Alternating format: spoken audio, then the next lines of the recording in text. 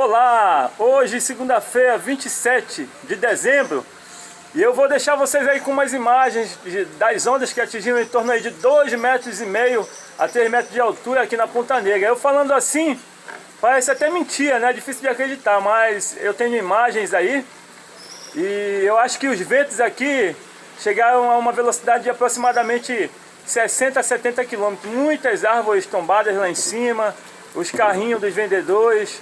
Vou deixar vocês com as imagens agora. Vou mostrar aqui pra vocês o tamanho das ondas. Vai lá, Nunes, vai lá, Nunes.